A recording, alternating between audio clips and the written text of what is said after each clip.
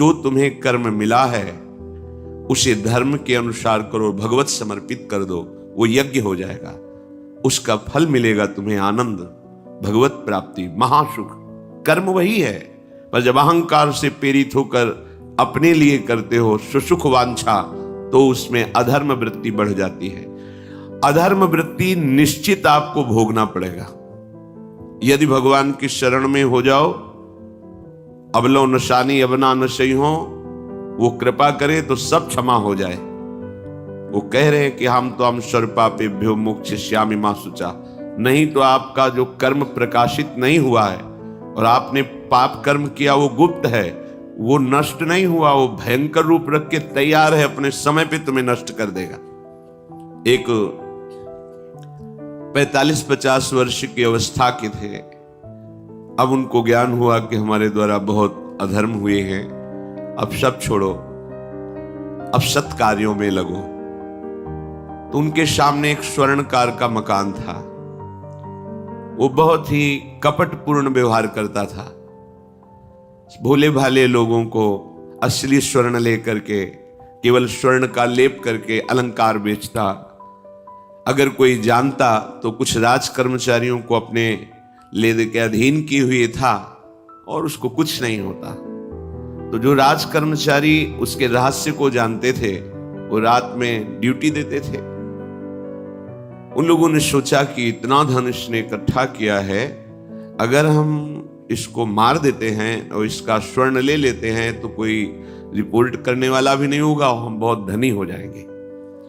अधर्माचरण करने वाला कभी सुखी नहीं हो सकता।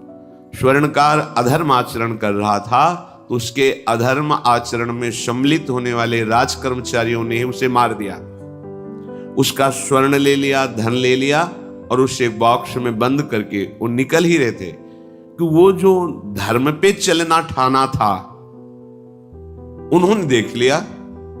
बाहर निकले, उनका ये क्या है, अब वो तो फंस गए क्योंकि बॉक्स में उसकी लाश थी और सब बैग झोला में स्वर्णाभूषण धन था। उन्होंने तुरंत उसको कहा, आवाज मत दीजिएगा, देखो हम तुम्हें हिस्सा दे देंगे, ये जो धन हमारे पास है इसको हम 3 हिस्से में बांट लेंगे और इसको हम नष्ट कर देते हैं, कोई जानेगा नहीं, हम राज कर्मचारी हैं, किसी तरह का फसाव नहीं होगा।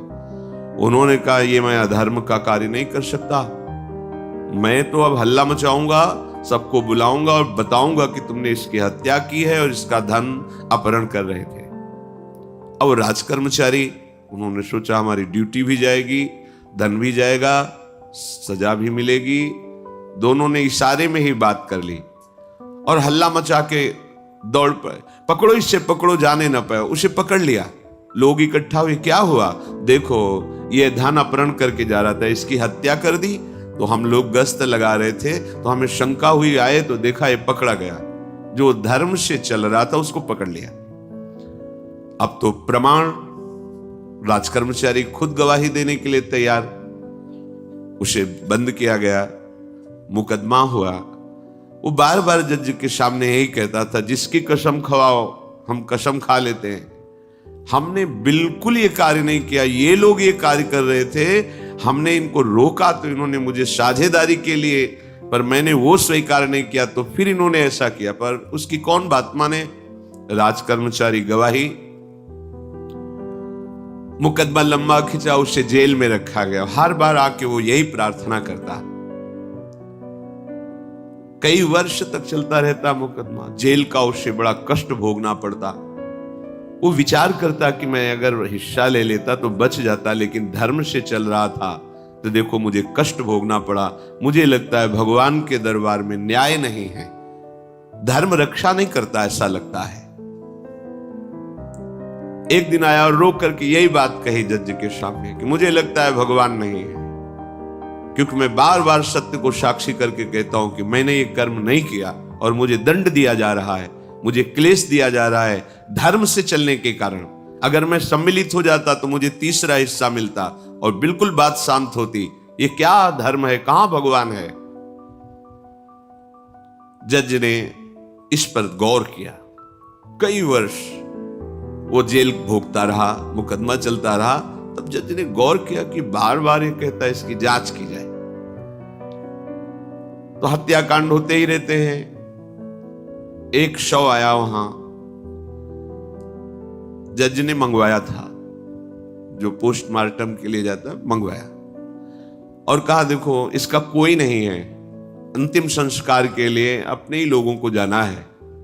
तो 2 कर्मचारी जो थे सरकारी, जो स्वर्ण चोरी में सम्मिलित थे, उनको और उसको कहा कि बस तुम थोड़ी देर नदी के किनारे बैठे रहना, हम और लोगों को लेकर के आते हैं। और एक आदमी को छुपा के बैठा लिया और राज कर्मचारी नदी के किनारे शव को लेकर बैठे। उसको देखा, जिसको बहुत कष्ट दिया जा रहा था, सारा आरोप उसके ऊपर था, जो धर्म से चल रहा था। उसे कहा माना नहीं ना, अगर मान लेता तो तीसरा हिस्सा भी मिल जाता, बात वहीं खत्म हो जाती। देखा, फंसा दिया, अब तेरे को आजीवन कारावास मिलेगा, कोई नहीं बचा सकता तेरे को। मेरी बात नहीं मानी, कह रहा था हल्ला मचाऊंगा, ऐसा वैसा, अब भोग।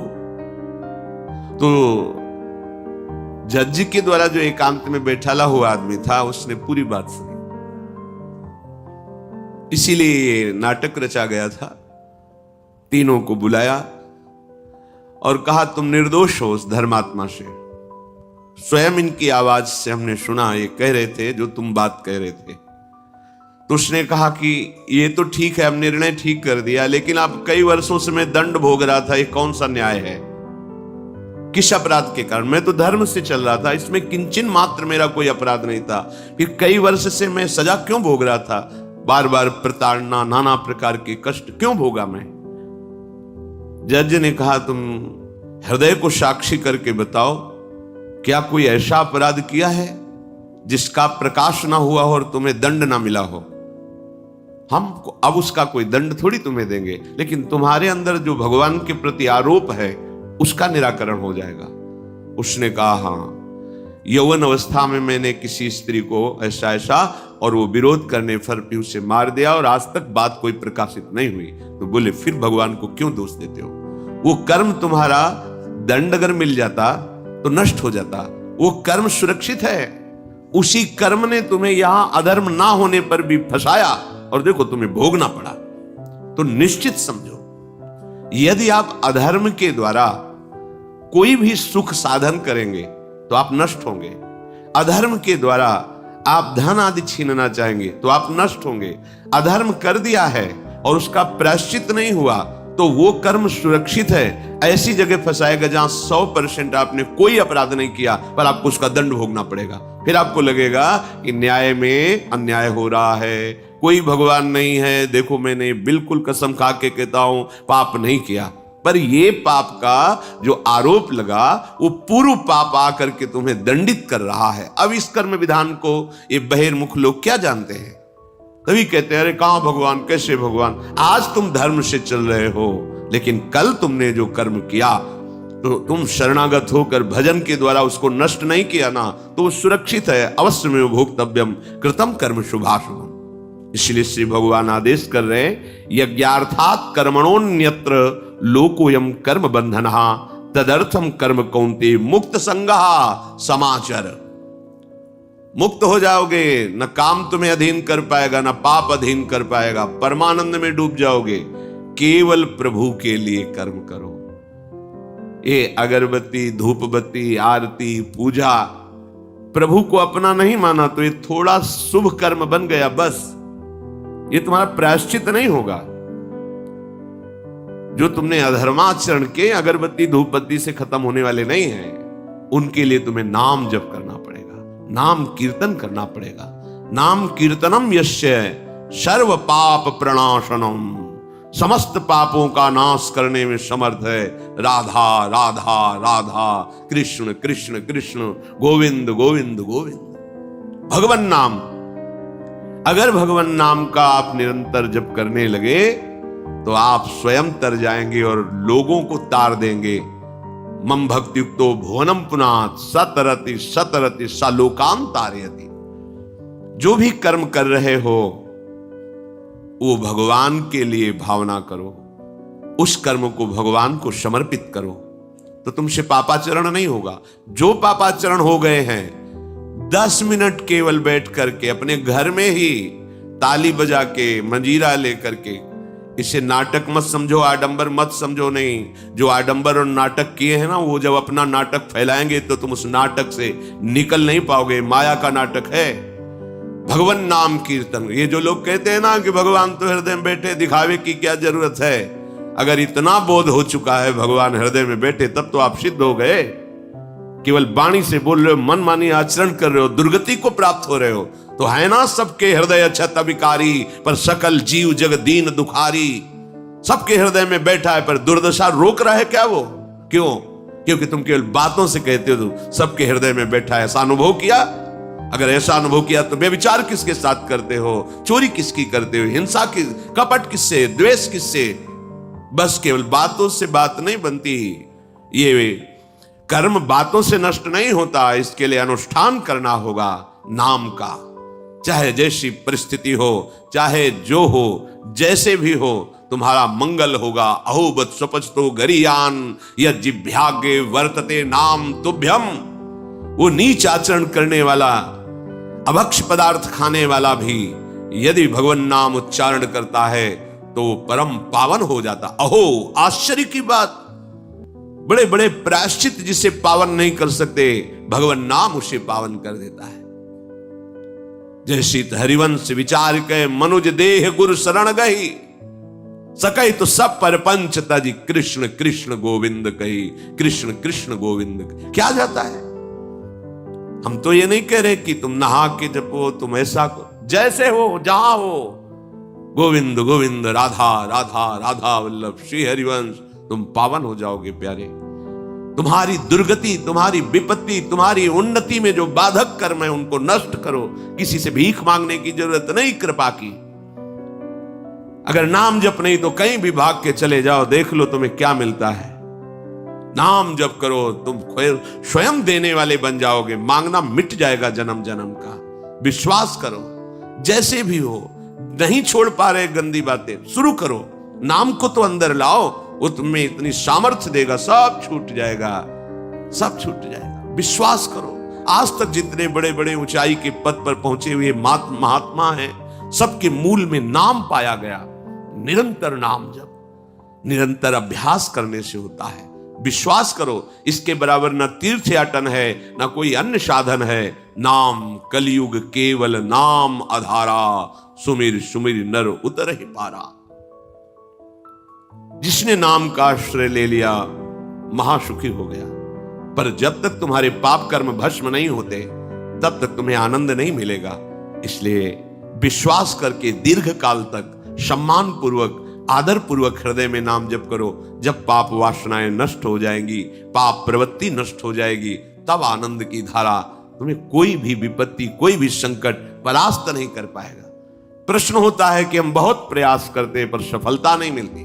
प्रयास को कहते हैं पुरुषार्थ, और सफलता नहीं मिली उसको कहते हैं प्रारब्ध। कभी कभी प्रारब्ध बहुत जोर का होता है, जो बड़े बड़े ऋषि मुनियों के ऊपर भी हावी हो जाता है। पर पुरुषार्थ व्यर्थ नहीं जाता। यदि वो सत है तो तुम्हारा पुरुषार्थ भी तो असत है। अगर राधा राधा बीच में बोलते रहो और प्रभु की भावना कर लो कि 8 घंटे से जो काम कर रहा हूं वो समय और वो कार्य दोनों प्रभु को समर्पित करते हैं, अब ये सत्य पुरुषार्थ हो गया। अब प्रारब्ध को बदलने की सामर्थ्य आ गई तुम्हारे पुरुषार्थ में। खिलवाड़ नहीं है। जो तुम एक भी कर्म करते हो वो कर्म सुरक्षित है, वो तुम्हें दंड दे के रहेगा या तुम्हें सुखी करके रहेगा। असत है, पाप है तो दंड देगा, सत है, सुकृत है तो सुखी करेगा। विश्वास मानिए, ये सत्य वार्ता है, ये कोई चाटुकारिता की बात नहीं है। सत्य में सत्य रहता है, चाहे जो युग हो, चाहे जो समय हो, सत्य अपना प्रभाव दिखा के रहता है। इसलिए भगवान का आदेश है, तुम्हारा जीवन भगवत प्राप्ति के लिए, आनंद में डूबने के लिए, मस्त होने के लिए मिला है। ये मस्ती नशा में नहीं है, ये मस्ती दूसरों के शरीर का मांस खाने में नहीं है, ये मस्ती दूसरों की हिंसा व्यभिचार इसमें नहीं है। मस्ती है स्वात्मानंद की। जब कोई चाह नहीं, कोई परवाह नहीं, मृत्यु भी एक खिलौना लगने लगे, उसे मस्ती कहते हैं। वो मस्ती आती है भगवान नाम जप से। शुद्ध ज्ञान का प्रकाश हुआ, मरने का भय खत्म हो गया, क्योंकि शरीर राग नष्ट हो गया। इसलिए सावधान होकर, जो जहां जैसी भी परिस्थिति में हो, भगवान नाम सदैव अपने पास रखो। राधा राधा, कृष्ण कृष्ण, गोविंद गोविंद। देख लेना, निहाल हो जाओगे, निहाल हो जाओगे, मस्त हो जाओगे। हमारी बात मान लो, हमारी प्रार्थना मान लो। कुछ इसमें नहीं लगता है, इसमें न पैसा देने की बात कर रहे, ना कोई संयम नियम की बात कर रहे। जैसे बने, मन नहीं लगता, मत लगने दो, ये बड़ा दुष्ट है। ये लगता है हमें दुर्गति कराने के लिए। अगर इसकी हां में हां मिलाओगे तो ऐसे निंदनीय कर्म कराता है, घृणा होती है अपने मन से। देखो ना, झांक के देखो ना मन को, कभी ये तृप्त नहीं हुआ। वही गंदी बात, वही गंदा चिंतन, वही गंदे आचरण की प्रेरणा। इस दुष्ट को मित्र मानते हो, ऐसे मन को? जो हमारा खास दुश्मन है वो मन है। वासनाओं में फंसा हुआ, वासनाओं की प्रेरणा करने वाला दुश्मन मन है। इस मन को डंडे से मारो। डंडा है हरिनाम। जितना जपोगे मन उतना ही सावधान रहेगा। कृष्ण कृष्ण, गोविंद गोविंद गोविंद, निरंतर रटन करो। राधा राधा राधा। क्या जाता है? जिह्वा से नाम उच्चारण कर रहे, शरीर से अच्छे कर्म कर रहे हैं, विचार अपने आप पावन होने लगेंगे। विचार पावन हुआ तो महात्मा हो गया, चाहे वो गृहस्थ हो, चाहे वो विरक्त हो। तो ध्यान दीजिए, हमारे पुरुषार्थ को प्रबल करने वाला और प्रारब्ध को नष्ट करने वाला एक ही महान समर्थ है, भगवान नाम। इसके सामने कोई साधन बराबरी नहीं कर सकता। ये महामहिम नाम भगवान का है, भगवान को भी अधीन करने की सामर्थ्य रखता है। ये जो निकृष्ट भाव बैठा हुआ है, बेटी हुई उदास हो गए, लड़का हुआ थाली बजाओ, घंटा बजाओ, जिससे बहुत बड़ा, बिल्कुल ठीक नहीं है। ये बेटा होता किससे है? बेटी से ही होता है। तुम किससे हुए हो? किसी मां से हुए हो। वो क्या थी? किसी की बेटी ही थी। कैसी मूर्खता छा गई है, गर्भस्थ बेटी की कोई परवाह न करके उसको। ये क्या है? कितने राक्षस वृत्ति में आ गए हैं हमारी। राक्षस भी अपने बच्चों को नहीं खाते। कितनी राक्षसी बुद्धि। हम सुंदर दिखना चाहते हैं, समाज में सम्मान पाना चाहते हैं, और पाप कर्म कैसा? बेटी है गर्भ में, हत्या करा दो, नहीं चाहिए। बेटा कहां से पैदा होगा? वो किसी की बेटी से ही तो पैदा हो रहा है। कैसी मूढ़ता छा जाती है। वैसे भी शास्त्र में स्त्री हत्या करना बहुत बड़ा महापाप कहा गया है। फिर भ्रूण हत्या, गर्भ हत्या, गर्भस्थ शिशु की, उसमें भी कन्या, सर्वनाश। इसके बाद फिर रोते हैं, हमने कौन सा पाप किया, भगवान ने हमारा पुत्र छीन लिया। कौन सा पाप किया, भगवान ने ऐसा कर दिया। अरे अपने डायरी में तो लिखा करो कि तुमने कौन से पाप किए हैं। फिर जब परिणाम आवे तो सोचोगे तो लगेगा बहुत हल्के में निपाट रहे हैं भगवान, हमें तो बहुत कष्ट मिलना चाहिए। कैसी कैसी निर्दयता बैठ गई हो। हम मनुष्य कहलाते हैं, सदगृहस्थ कहलाते हैं, गर्भ से चलते हैं और गर्भस्थ शिशु की हत्या करते हैं। मान जाओ, ना सत्संग सुन रहे हो, ना शास्त्र स्वाध्याय कर रहे हो, इसलिए तुम्हें पता नहीं कि तुम कौन सा पाप कर रहे हो।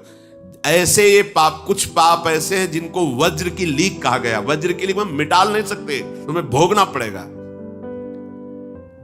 जो गृहस्थ है और संतान नहीं है, उस जीवन को सार्थक करने के लिए अपने गृहस्थ जीवन का त्याग करो। तीर्थ धाम कहीं वास की व्यवस्था करो और दोनों मिलकर भजन करो, अपने शरीर को पूरा करो, तो जीवन सार्थक हो जाएगा। अगर गृहस्थ है, संतान है, पढ़ाओ लिखाओ, उसको उसी योग्य करो जैसे तुम्हारे माता पिता ने किया है, तो तुम उस ऋण से मुक्त हो जाओगे। और फिर भी भजन करो, भजन ही तुम्हें भगवान की प्राप्ति कराएगा। दूसरा, जो अपने धर्म से भ्रष्ट हो चुका है, उसका जीवन व्यर्थ है। आपका एक धर्म है, सबसे पहला धर्म है मनुष्य धर्म। मनुष्य का क्या कर्तव्य है? अपने प्राणों का भी बलिदान देकर दूसरे की रक्षा करना, और यहां अपने मन को सुख पहुंचाने के लिए दूसरे की हत्या कर देना। कैसा राक्षसी भाव वृत्तियों में आ गया। देखो, अगर कोई माता बहन एकांत मिल जाए तो बस राक्षस जैसे टूट पड़ते हैं। ऐसे स्वभाव, मार दो, जला दो, काट दो। बड़ी दुर्गति होगी, देख लेना, यहां भी होगी। छुपा के भी कर लो, तब कर्म प्रकाशित होगा। जब तुम अपराध नहीं करोगे, अपराध नहीं करोगे, तब वो अपराध तुम्हें फंसाएगा और जीवन भर रुलाएगा। मरने के बाद नर्क मिलेगा। नर्क माने बड़ी जेल है, वो बड़ी जेल, ये छोटी जेल है। जैसे बड़े अपराधियों को बड़ी जेलों में भेजा जाता है, तो विश्व ब्रह्मांड की सबसे बड़ी जेल और वहां के सबसे बड़े जेलर यमराज, वहां दंड मिलता है। आप ऐसा ना सोचिए कि ये सब गप है। गांव में जैसे बात करे तो लगता है गप है, जब जेल हो आते हैं ना तो कहते हैं, एक गांव में मिले थे, कहा था कि अगर रोज 5 जूता कोई गांव में हमें मारे तो हम उसे सह लेंगे, लेकिन दोबारा जेल जाने वाला आचरण नहीं करेंगे। दिखा रहे थे कि देखो कैसे कैसे कष्ट वहां के कैदी भी मारते हैं जो बहुत पुराने हो गए हैं, वो हमको अनुशासन में रखते हैं, ऐसा ऐसा कितना कष्ट। अब वो गया ना तो भोगा, अब माया के कारण स्मृति नष्ट हो गई नहीं, सैकड़ों बार अपने भी भोग के आ रहे हैं नरक। दूसरे उसका जीवन नष्ट है जो धर्म का त्याग कर चुका है। तुम पिता माता से प्रकट हुए, तुम्हारा धर्म है माता पिता की सेवा करना। भाई वो वृद्ध बेचारे माता पिता उठने बैठने में असमर्थ हैं, आप पैसे कमाने के लिए अपनी बहुली निकल गए, अब वो कष्ट भोग रहे हैं, ना उनको देखना है ना उनकी व्यवस्था करना है, मरने दो तो ठीक है। तुम्हें जब परिणाम आएगा तब तुम भी तो बनोगे ना वृद्ध, तब तुम्हें पता चलेगा। अवश्य में भोक्तव्यम कृतम कर्म शुभाशु। होश में माता पिता सबसे पहले भगवान हैं यदि आप गृहस्थ हैं तो। अगर आप बाल्यावस्था से भगवान के मार्ग का अनुसरण कर रहे हैं तो फिर भगवान प्रणत कुटुंब पाल रघुराई, भगवान व्यवस्था कर देते हैं। वैराग्य मार्ग में लौटकर पीछे नहीं देखा जाता। हमारे भगवान के अवतार मानेंगे महाप्रभु चैतन्य देव, नवयुति विष्णु प्रियादि माता सची छोड़ के चल दिए। आद्य गुरु भगवान शंकराचार्य भगवान के अवतार मां केवल छोड़ के चल दिया। भगवान के मार्ग में यदि ऐसे चले तो भगवान संभाल लेते, परम पद मिलता है 21 पीढ़ियों को। मां तो बिल्कुल नजदीक है, 21 पीढ़ियों को भगवत प्राप्ति हो जाती है। और शब्द है प्रणत कुटुंब पाल रघुराई, भगवान स्वयं उसके परिवार का पोषण करते हैं। पर यदि गृहस्थ धर्म में हो और अपने माता पिता का त्याग कर दिया, उनकी सेवा नहीं करते, वो दुख भोग रहे, तो नरक यंत्रणा मिलेगी और जीते जी तुम उन्नति को प्राप्त नहीं हो सकते। तुम्हें भले उन्नति दिखाई देती हो, बाद में परिणाम देख लेना। तीसरा, जो दूसरों के भोजन छीनने की चेष्टा में रहता है, कैसे इसका धन अपहरण कर लें, कैसी जमीन अपहरण कर लें, कैसे इसकी अव्यवस्था पैदा कर दें इसके जीवन में, जो केवल अपने ही सुख को देखता है उसकी दुर्गति होती है। तीसरा, उसका जीवन व्यर्थ है।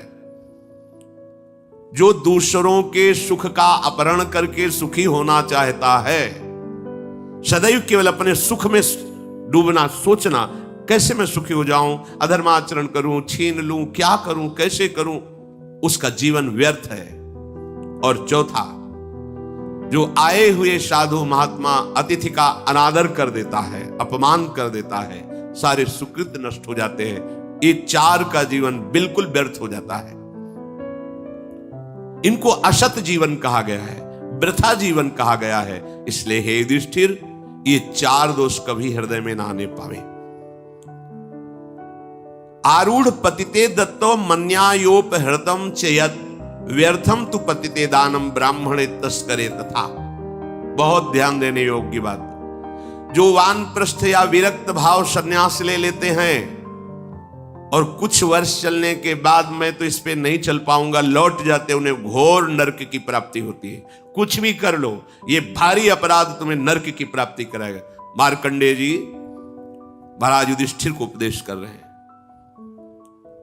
एक बार एक सन्यासी जी ने कहा था कि हमने गुरुजनों से सुना है कि यदि वचन से संकल्प ले ले कि बस अब कुछ महीने बाद हम सन्यास ले लेंगे और विरक्त होकर भगवान का भजन करेंगे, और यदि वो ऐसा नहीं करता तो उसे चंद्रायण व्रत रहना चाहिए, तब उस पाप से मुक्त होगा। चंद्रायण व्रत कहते हैं प्रतिपदा को 1 ग्रास, द्वितीया को 2 ग्रास और अमावस्या को 15 ग्रास, फिर नीचे घटाते चले जाओ, 14, 13, 12, 11, ऐसे पूर्णिमा को पूर्ण 1 महीने ऐसे उपवास रहने से हम सन्यास लेंगे। इस बात के अपराध का, उसको सन्यास लिया नहीं, केवल घोषणा कर दी थी। और जो सन्यास ले लिया या वानप्रस्थ, वानप्रस्थ कहते हैं पत्नी के सहित विरक्त होकर भजन करना। गृहस्थ में थे, अब निर्णय कर लिया कि अब आजीवन हम ब्रह्मचर्य रहेंगे और भगवान का भजन करेंगे, धाम तीर्थ वन आदि में रहकर वो जीवन में दोनों भजन करके भगवान की प्राप्ति में लगा, उन्हें वानप्रस्थ कहते हैं। सन्यास जो पूर्णतया वैराग्यवान होकर केवल भगवान के आश्रित जीवन। सन्यास मार्ग में माता पिता परिवार का दिया हुआ कुछ स्वीकार नहीं किया जाता, उनके द्वारा भरण पोषण नहीं स्वीकार किया जाता। अगर स्वीकार करता है अपने धर्म से भ्रष्ट हो जाता है। ये मनमानी आचरण, न शास्त्र स्वाध्याय है, न सत्संग में श्रद्धा है। मनमानी आचरण से अध्यात्म मार्ग प्रकाशित नहीं होता। जिसने संन्यास ले लिया और वो फिर गृहस्थ में लौट जाता है, अब हमसे तो होने वाला नहीं, तो उसे आरूढ़ पतित कहते हैं। आरूढ़ पतिते दत्तो मन्यान योपहृतम चयत, उसको दुर्गति प्राप्त होती है। इसलिए होश में ये मार्ग ऐसा नहीं, अब हमारा मन नहीं लगता, अरे अहो भाग्य है कि तुम्हारे भाग्य से विषय भोग मिटा दिया भगवान ने, तुम्हें परमार्थ का मार्ग दे दिया। जिसको छोड़ना कठिन है भगवान ने उसे काट दिया, चलो मेरे मार्ग में चलो। हम मनमानी आचरण नहीं, बिल्कुल नहीं। यहां शास्त्र आदेश करता है, ऐसे नहीं होना चाहिए कि 4 दिन हुए कपड़ा उतार दिया, कपड़े बदल लिए, 5वें दिन फिर उसी पोशाक में। तो जानते हो इससे क्या होगा? जीवन भर कुछ कर लो, दुर्गति प्राप्त होगी। तस्मात् शास्त्रम प्रमाणम ते कार्य, ये कानून है। कानून में फंस गए तो सजा निश्चित होगी। ये भागवतिक कानून, जैसे एक राजकीय कानून है, तो ये भागवतिक त्रिभुवन का कानून है। त्रिभुवन में कहीं यही कानून काम करेगा। अलग अलग देश का कानून है, लेकिन ये त्रिभुवन का कानून है, विश्व का कानून है, ये भगवदीय कानून है। अगर इसमें फंस गए तो निकलना मुश्किल हो जाएगा। बहुत शास्त्र के अनुसार चलो। तो जो वानप्रस्थ या संन्यास लेकर के पुनः गृहस्थ धर्म से युक्त हो जाता है, उसकी दुर्गति निश्चित हो जाती है। आप तुम वो कर ही नहीं पाओगे। जैसे कहते हैं अब मंत्र ले लिया, आप क्या जाने की जरूरत है? मंत्र प्रकाशित ही नहीं होगा, जप ही नहीं पाओगे। लिख के देख लो, ये शब्द लिख लो, मंत्र नहीं प्रकाशित होगा, जप ही नहीं पाओगे। खिलवाड़ है परमार्थ चलना। एक एक अक्षर में अगर त्रुटि हो जाती है तो छाती जलेगी। कैसे गलती कैसे होगी? एक अक्षर भी अगर शास्त्र सम्मत इष्ट प्रेरित है, हृदय शीतल रहेगा, परमार्थ प्रकाशित रहेगा। ये मार्ग है। अब कौन शास्त्र स्वाध्याय करता है? कहां में सत्य चर्चा सुनने को मिलती है? भगवत कृपा है जो सुनने को मिल रही, इसको हृदय में धारण करो। जो जीवन हमें भगवान ने दिया है, ये निंदनीय जीवन नहीं है, ये रोने वाला जीवन नहीं कि हाय हमें दूल्हा नहीं मिला, दुल्हन नहीं मिली, हाँ संसार के भोग नहीं मिले, परिवार बड़ी कृपा हुई जिस दलदल से हम नहीं निकल सकते थे, नहीं निकल पाए अनंत जन्मों से, आज हमारी लाडली ने फूल जैसा मुझे अलग कर दिया। ये गृह कारज नाना जंजाला, ते अति दुर्गम शैल विशाला, ये शर्म आवत अति कठिनाई, राम कृपा बिनु आए न जाई। भगवान ने तुम पर कृपा की, तुम्हें नाचना चाहिए कि रोना चाहिए? विषयों को देख देख कर जलते हो, भोगने की लालसा रखते हो। कैसा जीवन? व्यर्थ जीवन। बिल्कुल नहीं। सावधान, तुम्हारा जीवन भगवान के लिए, तुम्हारे भाग्य में श्री जी लिख दी गई है। आहा, हमें नाचना चाहिए। हमारे भाग्य को बदलकर प्रभु ने अपना चरणारविंद, अपना धाम, अपना नाम, अपनी सेवा दे दी। धिक्कार है अगर ऐसे होने पर भी ललचाए और उस मार्ग की तरफ जाए जहां से श्री जी ने निकाल लिया है। तो जो वानप्रस्थ या संन्यास धर्म स्वीकार करके पुनः गृहस्थ धर्म का आश्रय ले लेता है, उसकी नारकी गति होती, दुर्गति होती है। और जो पापाचरण करके, अन्याय से, अधर्म से छीन झपट करके धन और सोचता है उसमें कुछ दान कर देंगे। जैसे किसी ने प्रश्न किया था ब्लैक और व्हाइट, कि अब हम तो ब्लैक और व्हाइट का मतलब काला और सफेद समझते हैं, तो काला धन का मतलब होता होगा अधर्माचरण या जो राजकीय विभाग से पास ना हो, उसे ही काला धन कहते होंगे। तो काला धन काला ही रहता है, कोई व्हाइट नहीं कर सकता उसे। जमा कर लो, एक समय आएगा कि ट्रक में लद के सब चला जाएगा, तुम भी लद के चले जाओगे। अगर वो समय ना आया तो यमराज के दूत तुम्हें ले जाएंगे, सब यही पड़ा रहेगा। होश में चलो। दान किसे कहते हैं? खूब मेहनत करो, धर्म से कमाओ, फिर उससे एक रोटी की व्यवस्था किसी की भी कर दो, उसे सतदान कहते हैं। लाखों बेईमानी से कमाए, अधर्म आचरण से दूसरों को चूस चूस के ऐसा दुख दे देकर फिर सोचा कि लाख में 10,000 दे देते हैं, व्हाइट हो जाएगा। व्हाइट नहीं हो जाएगा, ये और तुम्हारे ऊपर आक्रमण कराएगा।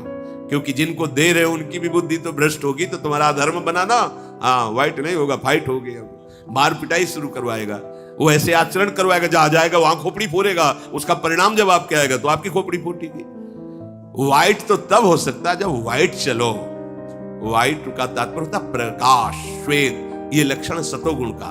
सात्विक भाव से चलो, मेहनत की कमाई से, पसीना चुहा के खूब मेहनत किया और फिर किसी को दिया, तुम्हारा परिवार उन्नतिशील रहेगा, तुम्हें लोक परलोक में सुख प्राप्त होगा। अन्याय से कमाए हुए धन का दान पतित कर देता है, पतित कर देता है। अब इसमें एक उपाय है, मुझे पता नहीं था, प्रमादवश मेरे से गलती हो गई, कभी जीवन में गलती नहीं करूंगा, अब सुधार के लिए करो, हो जाएगा। मुझे पता नहीं था, मैंने कभी सुना ही नहीं था, बस यही था कि धन प्राप्त करूं, धन प्राप्त करूं, और गलती हो गई। अब मुझे पता चला कि मैंने गलत किया है, तो अब लो नशानी अब ना नशे करो, गौ सेवा, संत सेवा, ठाकुर सेवा, गलती आगे से नहीं करूंगा। ये एक सूत्र बहुत बड़े, अबलो नशानी अब ना नशे, ये सबको पावन कर देता है, सब कुछ पावन कर देता है। पर ये ऐसा नहीं कि हम 100 कमा रहे हैं बेईमानी से तो 10 देते रहेंगे तो 90 व्हाइट होते रहेंगे, ऐसा कदापि कहीं नहीं लिखा। ये शास्त्र है, तस्मात् शास्त्रम प्रमाणन्ते। कई बार लोग प्रश्न करते हैं इस विषय का, ध्यान से सुन लो। अन्याय से कमाया हुआ धन अगर उससे हम दान भी करते हैं तो वो पतित ही करेगा, गिराएगा ही, किसी काम का नहीं है। आगे वर्णन कर रहे हैं कि धर्म से कमाया हुआ दान अगर ऐसे को दोगे तो वो भी व्यर्थ हो जाएगा। कैसा?